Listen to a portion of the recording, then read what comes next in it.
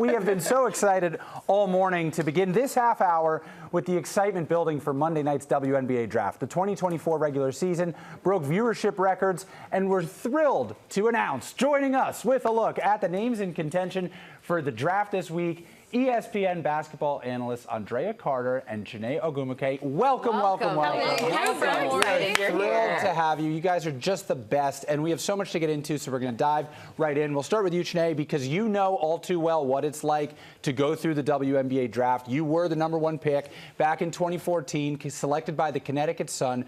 You can dust your shoulders. Yeah, right?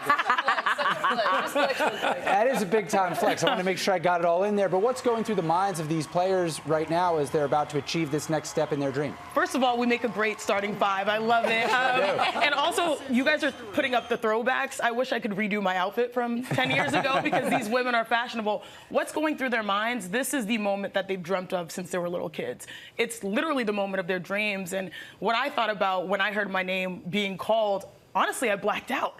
I froze because, you know, this is something you work for your entire life. It's a beautiful moment.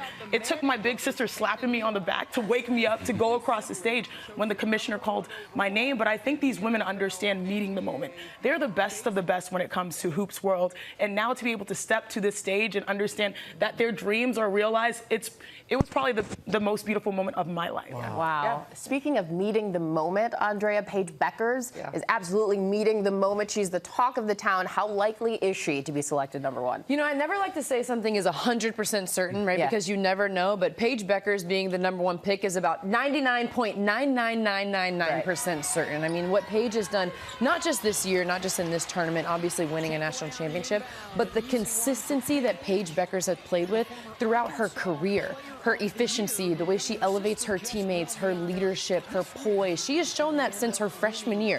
Gone through injuries, so she's shown resilience and toughness. She is for certain. I can almost guarantee she will be the #1 overall pick. Ooh, okay, so we have Paige, but there's so many other amazing players. So I'm going to ask both of you, who do you have your eyes on? All right, so on ESPN, Dre and I have something called Biggie Smalls. You know, we make a little sound. I take the bigs because I'm a post player, and she takes the smalls. The player with probably the most upside in the draft that people are excited about, Dominique Malonga. She's 6'6", 19 years old, from France. Y'all, a video of her when she was 16 dunking shook the world by storm. Silver medalist, you gotta love what she brings as a post player. Kiki Iriafen, we all saw what she was able to do at USC. She started off at Stanford. You guys know I'm wearing Stanford red for a reason. She was a design engineering major, but an All-American type of numbers. 18 and 8 is what she brought.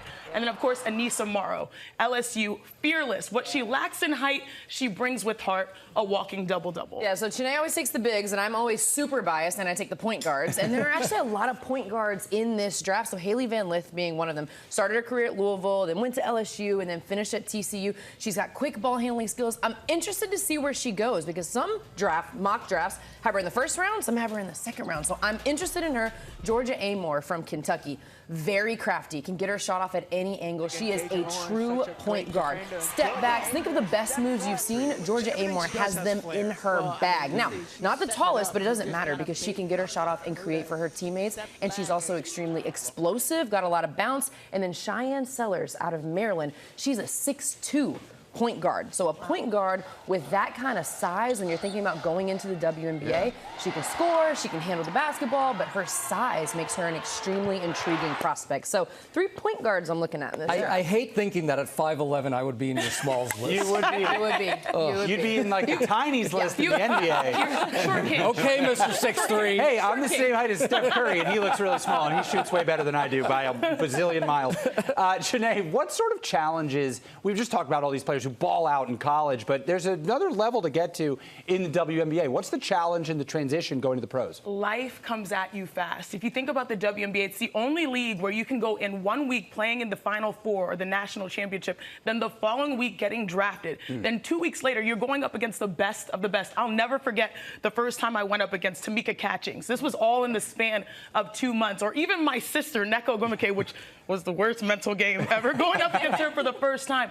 These young ladies are going from being protected on their college campuses to being potentially, you know, in some ways exposed, because you're going up against Olympians, you're going up against Hall of Famers, but they've got so much game to lean on, so much confidence. We're in a different time in women's basketball where they are brands, they are businesses, they're moving to new cities. I really am excited to see what this class will do. They're going up against moms. That mom strength is different. That's what a lot of these rookies are like, I'm playing against mothers. Yeah, that's different. It really is. Andraya, what kind of impact did last year's class make on the game? Because we saw some incredible women coming out then, and they've done incredible things. Oh, impact. How would you? Seismic? Like seismic impact and immediate impact. When we talk about last year's rookie class and we talk about meeting the moment, record-breaking numbers with viewership. I mean, you can't say enough about Caitlin Clark and Angel Reese, truly. I mean, they are box office. Any ticket with Caitlin Clark or Angel Reese on it is going to sell tenfold because of the way that they have grown their superstardom. They grew it in college throughout NIL. You talk about Cameron Brink, Rakia Jackson, that rookie class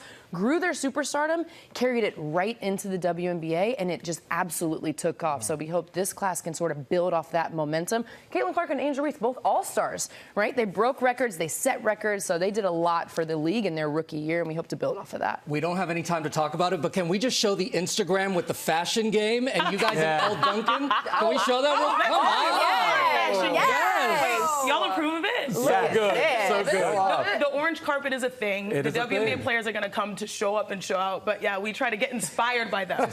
They are showing up and showing out in so many ways. We love you guys. Thank you for having us. Thank you so much. Thank you.